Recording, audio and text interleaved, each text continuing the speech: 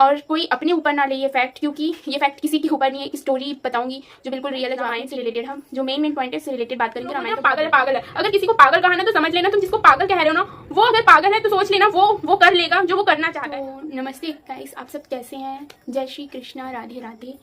आज मैं आपको बहुत ही प्यारी स्टोरी सुनाने वाली हूँ जो आपके माइंड में, आपके दिल में बहुत अच्छे से क्लिक करेगी। बहुत के साथ अक्सर ऐसी चीज़ होती है। कभी ऐसा होता है कि कोई कहता है और कोई कह नहीं पाता। बट आपने रामायण इतनी चली है, अब 2 रामायण आ रही हैं, मतलब बॉलीवुड से रिलेटेड और भी, और जो पुरानी रामायण थी वो भी चली। तो लॉकडाउन में सबने देखी होगी रामायण, देखा लेकिन उससे सीखा क्या? और सबने देखा, सबने बहुत कुछ सीखा होगा, लेकिन कुछ चीज़ें ऐसी हैं जिस फैक्ट पे आपने ध्यान नहीं दिया होगा। वो फैक्ट मैं आपको बताना चाहूँगी जो आपको बहुत अच्छा लगेगा जान के, और ये एकदम रियल है। और कोई अपने ऊपर ना ले ये फैक्ट, क्योंकि ये फैक्ट किसी के ऊपर नहीं है। एक स्टोरी बताऊंगी जो बिल्कुल रियल है, जो आपने टीवी में देखी है। टीवी में भी कोई स्टोरी दिखाते तो वो ऐसा नहीं कि वो आपके ऊपर दर्शाया जा रहा है, आप उसको रिलेट कर। अगर आप खुद को ले रहे हैं तो वो आपकी गलती, इसमें कोई कुछ नहीं कर सकता। अगर आप भी मेरी चीज़ों को अपने ऊपर लेंगे तो मैं भी कुछ नहीं कर सकती, आपकी गलती होगी। बट आप आगे देखेंगे तो आपको बहुत अच्छा लगेगा। तो राम जी की स्टोरी है, रामायण से रिलेटेड। हम जो मेन पॉइंट है उससे रिलेटेड बात करेंगे। रामायण तो बहुत बड़ी थी, जो 15 डेज अराउंड में मतलब टीवी पे ख़त्म हुई थी, ऐसा कुछ। तो रावण तो बहुत शक्तिशाली था, बुद्धिमानी था, और क्या बोलते हैं, उसमें सोना भी था उसके पास, चांदी भी थी, सोने की लंका भी थी जो शिव जी से उसने तपस्या करके ली थी। और सोने की लंका की रिलेटेड स्टोरी भी आपको मैं बताऊंगी। तो मतलब सोने की लंका भी उसके पास थी, मतलब किसी चीज़ की कमी नहीं थी। लेकिन उसकी एक चीज़ थी जो बढ़ता जा रहा था, वो था अहंकार, जो इतना ज़्यादा बढ़ता जा रहा था, बहुत ज़्यादा। और हमारे राम जी, जो उनके पास सोना नहीं, चांदी नहीं, ये सब थी, लेकिन थी क्योंकि वो 14 साल वनवास में थे, तो वो एकदम ये सब कुछ चीज़ लेके नहीं आए। सब उन्होंने छोड़ के आए साधु के रूप में, जो भी मतलब एकदम साधारण अपनी जीवन वहाँ पर बिताया था। जो 14 वर्ष था वनवास का मतलब तो यही होता है, सब कुछ छोड़ना।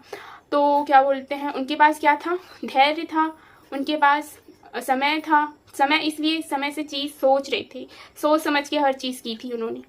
उनका जो मार्ग था वो सत्य था, और वो सत्य से ही थे, उनका मन सत्य था, वो सत्य थे इसलिए, और धैर्य था। जब रावण सीता को लेके गया, उनको पता था कि ऐसा कुछ होने वाला है, इसलिए लक्ष्मण जी ने पहले से ही वो रेखा बना के गए थे। तो जब सीता जी भी उनके पास गई थी तो बहुत लोगों ने ये कहा कि तुम किसको उठा के लाए हो, तुम नहीं जानते, तुम अपनी मृत्यु को खुद न्योता दे के आए हो, तुम हर चीज़ से बलवान हो सकती है। शिव जी का तुमने इतनी तपस्या करके, मतलब खाली पेट, भूखे पेट प्यासे, उसने बारिश में तपस्या की थी रावण ने, और शिव जी को प्रसन्न भी किया, और किसी चीज़ की कमी नहीं हुई है, उसके पास सब था। लेकिन तुम अपने ही हाथों अपनी मृत्यु खुद लेके आए, तो इसमें फिर और कोई क्या कर सकता है? इतने लोगों ने उसको बताया। अब सीता जी कौन है वो आप सब जानते ही हैं। सीता जी हमारी देवी हैं, सीता माँ है और पवित्र है। एक स्त्री, एक नारी, उनको एक सही रूप से देखा जाए वो एक गंगा जल की तरह पवित्र थी। और आज भी हमारे देश में जो नारी हैं उनकी तरह जो पवित्र हैं, अच्छी हैं, अच्छे मनोविचार रखती हैं, किसी के लिए गलत नहीं सोचती, रब का नाम लेती हैं, हर चीज़ रब से रिलेटेड करती हैं। तो उनके साथ भी बहुत सी ऐसी चीज़ें घटती हैं जो वो किसी को कह नहीं पाती, लेकिन जो घटाता है, जानबूझ के करता है, तो फिर वो कहीं ना कहीं वो भी अपनी मौत को ही न्योता देता है। क्योंकि जो चीज़ इतने टाइम से होते आ रही है, वही चीज़ अगर हम तो एक नॉर्मल भगवान जी के बच्चे हैं, जो ऐसा कहा जाता है हमें मिट्टी से बनाया है उन्होंने, तो वो हमें भेजते हैं, हमारे द्वारा जो हम कर्म करते हैं वो हमारी क्रिया रहती है, हमारे कर्म रहते हैं कि हम क्या कर रहे हैं। तो रब सबको सोच विचार देखता है, लेकिन जो जैसे जैसे काम करता है उसकी सोच विचार भी वैसे बढ़ते हैं, और जो जैसे जैसे गंदे काम करता है उसकी सोच विचार भी वैसे गिरते हैं। तो रावण को लेके आ गया वो सीता जी को, कहा भी था कि छोड़ दो, तुम किसके लेके आए, और सीता जी को छू भी नहीं सकता था, वो जल जाता अगर सीता जी को छूता। और जो घास का तिनका हम सोचते हैं वो ऐसे पर्दा की थी, वो घास का तिनका सिर्फ पर्दा करने के लिए नहीं था, वो घास का तिनका में इतनी शक्ति थी कि वो आता ना पास में तो वो जल जाता, तो वो नहीं आ सकता था। तो अब तो पूरा संदेशा सब, राम जी की पूरा सेना, धीरे धीरे वानर पूरी सेना इकट्ठी होने लगी। जो वानर थे हमारे बजरंगबली जी, वो उनके बहुत बड़े भक्त थे, सबको पता ही थे क्या हैं, और हम सब उनके भक्त हैं। तो फिर क्या बोलते हैं, जैसे कि हनुमान जी को पता चला कि सीता माँ वहाँ हैं, तो वो ढूंढने के लिए कितने व्याकुल हो गए थे कि कैसे कैसे जाऊँ, सीता माँ को बचा के लेके आ जाऊँ। वो उड़ सकते थे, तो वो उड़ के तो वो लंका देख के आ गए थे, और उन्होंने सीता माँ को भी देखा। सीता माँ को कैसे पता चलता कि राम जी की तरफ से हैं, तो वो राम जी की अंगूठी लेके गए थे, जिसमें उनका चेहरा दिखा था, तो उनको पता चला ये राम जी की अंगूठी है। तो क्या सीख, मेन अब पॉइंट आई ना बात की, क्या सीख? सबसे पहले जब बजरंगबली जी पहुंचे वहां, अब जो लंका जली थी उनकी पूंछ से, वो सबने देखा, लेकिन लंका जलने के पीछे भी एक बहुत बड़ी कहानी छुपी है। वो कहानी ये है, किससे मांगी थी सोने की लंका? शिव जी से। किसने? रावण ने।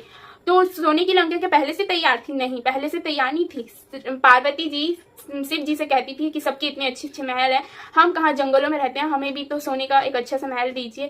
तो पहले ही कह दिया था शिव जी ने, जिसकी किस्मत में जो है लिखा है, जिसने जो उसके लिए, वो उसको मिल जाएगा, ऐसे कहा। तो फिर ना सोने की लंका बन गई। वो जैसे प्रवेश कर रही थी तो क्या बोलते हैं, वो जो रावण था उसने तपस्या की और शिव जी ने उसकी सुन ली। बोली क्या चाहिए तुम्हें? तो बोली हमें यह सोने की लंका चाहिए। तो बोली जाओ ले जाओ। तो फिर वो सोने की लंका ले गया। तो उसी दिन से ना पार्वती जी हनुमान जी की पूंछ में विराज गई थी। कब तक? जब तक वो सोने की लंका नहीं जला देती। तो ये सारी चीजें जुड़ी होती हैं। तो वो पूंछ में जो सोने की लंका जली थी वो पार्वती जी ने जलवाई थी। लेकिन ये पूरी कहानी की मतलब देख लेना, किताबों में भी लिखा है। आपको लग रहा होगा कि मैं ऐसे बता रही हूँ, मैंने भी पढ़ के ही आपको बता रही हूँ। आपको लग रहा होगा बहुत से लोगों को ये चीज नहीं पता इस वजह से। तो फिर क्या बोलते हैं, वो सोने की लंका पूरी जल गई, उसका पहला अहंकार जल गया, उसको उसकी सोने की लंका जो प्यारी थी वो जल गई। और उसके बाद क्या बोलते हैं, सोने की लंका तो जली ही जली। ये भी कहा हनुमान जी ने कि अभी भी देर नहीं हुई है, जाने दो। उसका खुद का भाई विभीषण, वो भी उनके साथ ही मिला था राम जी को, जो उसका भाई ही मिला था। बाहर वाला से ज्यादा अंदर वाला चीजें बता रहा है, तो कोई फिर क्या कर सकता है? नहीं कर सकता। तो इस वजह से बोलते ना, घर का भेदी लंका ढाई, वो वाला चीज थी। तो वैसे ही मतलब वो विभीषण उनके साथ थे और लक्ष्मण उनके साथ थे, इसलिए जीत की और भी मजबूत थी उधर, क्योंकि सत्य था और सत्य के साथ सब खड़े होते हैं। तो फिर क्या बोलते हैं, तब भी उनसे कहा कि जाने दो, लेकिन नहीं, सुनना ही नहीं है ना। रावण अपने अहंकार में इतना डूब चुका था, अब उसको ये नहीं पता कि वो किसको लेके आया। वो प्रकृति को लेके आया।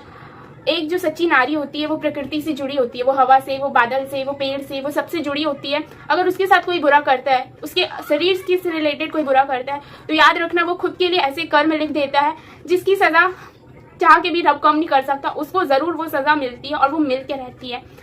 तो इसलिए कहा जाता है, आप अपने चाहे 10 मिनट लेट हो चीजें, चाहे हम 2 बार सोचें, 100 बार तो कोई सोचता नहीं, 2 बार सोचें किसी को कुछ बोलने से पहले। वाणी में भी कर्म होता है, बोलने में भी कर्म होता है। अगर किसी को बोल रहे हैं, अगर किसी के साथ रॉन्ग कर रहे हो, तो याद रख लेना वो तुम पे भी लौट के 100 गुना ज्यादा आता ही है।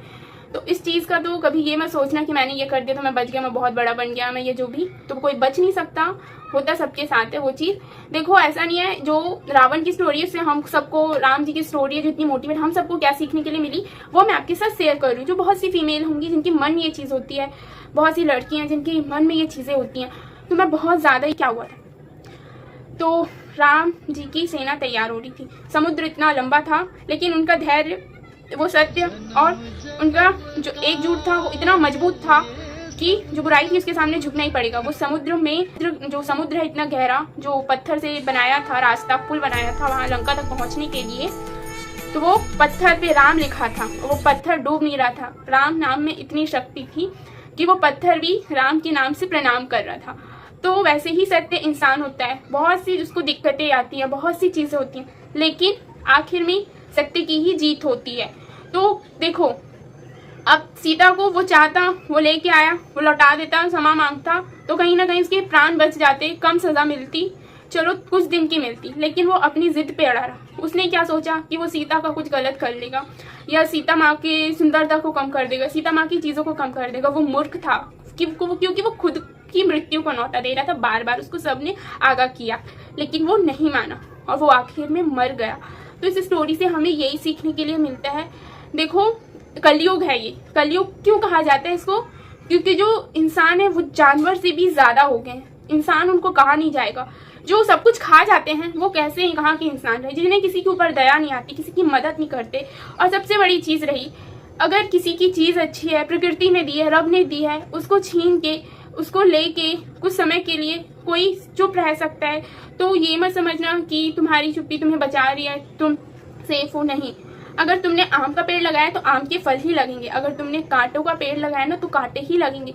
तो तुमने जैसा कर्म किया है वैसा ही कर्म का फल भी मिलता है। ये बिल्कुल राइट है और बिल्कुल ही ज्यादा राइट है, इसको कोई नहीं बदल सकता। और एक चीज और, जितनी सच्ची दिल की दुआ होती है ना, जितनी सच्चे दिल की दुआ लगती है, उतनी ही ना वो सच्चे दिल की ना दुखी हुई दुआ उससे ज्यादा लगती है। चाहे वो लेट में लगे बट लगती जरूर है।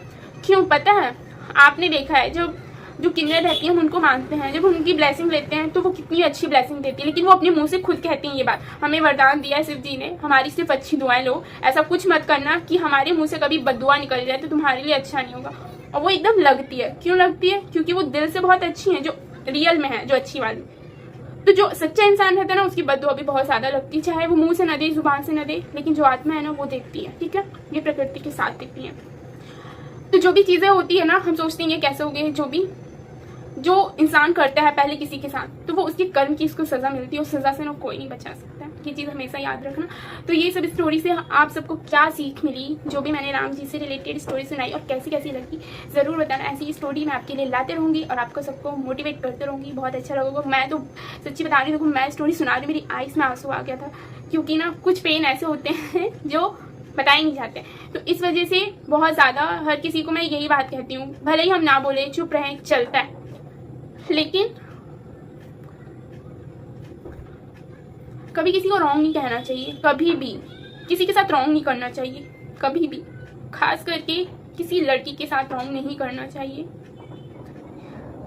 जो लड़की अगर सच्चे दिल से देवी माँ से जुड़ी होती है ना, उसके साथ तो बिल्कुल भी नहीं।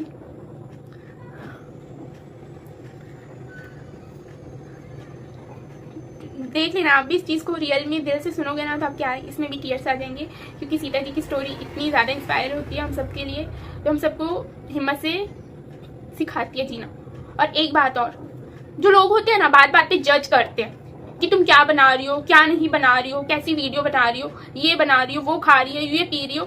तो मैं अपने मुंह से खा रही हूँ, मैं अपने हाथ से बना रही हूँ, मैं अपनी चीजें, जितने इन्फ्लुएंसर है सब अपने मुंह से बनाते हैं, सब अपने मुंह से बोलते हैं, सब अपने मुंह से खाते हैं, सारी चीज अपने से करते हैं। तो किसी ने तुमको रोका नहीं है, तुम भी बोलो, तुम भी बनाओ, तुम भी बनो, सबकी अपनी चॉइस है, सबको जो करना है वो करे। लेकिन हाँ, सब चीज करने की एक चीज सब में होना चाहिए। जो लोग बोलते हैं पागल है, पागल है, अगर किसी को पागल कहा ना, तो समझ लेना तुम जिसको पागल कह रहे हो ना, वो अगर पागल है तो सोच लेना वो कर लेगा जो वो करना चाहता है। जो पागल बन जाता है वो एक्चुअली ना वो सब कुछ करता है। विराट कोहली पागल था, इसलिए विराट कोहली बन गया। जब वो क्रिकेट खेलने जाता था, सब लोग बोलते थे पागल है, ये तो खेल नहीं पाएगा, वो विराट कोहली बन गया। वैसे इतने सारे हैं जो आप लोगों ने सुने नहीं होंगे, नहीं, बहुत सारे जो इस लेवल से उठे हैं, वो भी तो क्या बोलते हैं उस चीज से घिरे। अगर हम वो चीज करना चाहते हैं तो 100 लोग यही कहते हैं, क्योंकि उन्होंने वो चीज सोची नहीं, उनके माइंड में नहीं सोचते हैं कि ये चीज हमने नहीं की है तो कैसे होगा, हो ही नहीं सकता। क्यों नहीं हो सकता? लाखों करोड़ों लोग ने वो चीज की है, तो हम में से एक क्यों नहीं कर सकता? बिल्कुल कर सकता है, बस वो जज्बा होना चाहिए, करने की हिम्मत होनी चाहिए। जब झांसी की रानी अपने बच्चे को लेके अकेले लड़ी थी, तभी तो उनकी मिसाल अभी दी जाती है। अगर आज के टाइम पे भी कोई महिला अगर ऐसा करती है, सिचुएशन वैसी पड़ी ना पड़े कभी भी किसकी लाइफ में, अगर पड़ती है, वैसा करती है, तो उसकी पूरा वीडियो न्यूज़पेपर में हर जगह आती है कि दूसरी झांसी की रानी बन गई ऐसा। तो इस वजह से आप वही काम कीजिए जो आपका दिल करता है, और ना रब ना खुद डालता है उनमें वो सब चीजें। और हर किसी के अंदर ना बहुत सारी चीजें होती हैं, बहुत सारी मतलब क्रिएटिविटी होती है, बस उसको पहचानने की देर होती है। किसी को अच्छा खाना बनाना आता है, किसी को डांस करना आता है, किसी को लिखना आता है, किसी को पढ़ना, सबकी अलग अलग है, लेकिन सबके अंदर है चीजें, सबके अंदर है, बस पहचानने की देर होती है। पहचानो और करें, और दूसरों को जज ना करें, क्योंकि आप जज करते रहोगे। और कितने क्रिएटर है जो कितने लेवल पे आगे बढ़ गए। आपने सौरभ जोशी का नाम ही सुना होगा, बहुत सारे क्रिएटर, ट्रिगर का सुना होगा, गेमर फ्लेट का सुना होगा, जो बस ड्राइवर का बेटा था, आज उसने खुद का घर बना लिया वीडियो गेम से। जो आप अपने बच्चों को गेमिंग खेलने से मना करते हो ना, उसी गेमिंग से वो आज कहाँ पर है। उस गेम को भी दिमाग से खेलो तो वो पूरी आपकी लाइफ चेंज कर देता है। जिस वीडियो को आप लोग बोलते हो क्या कर रहा है, उसी सौरभ ने ब्लॉग बना बना के ना आज अपनी पूरी फैमिली को रख रहा है, इतने अच्छे लेवल पे है।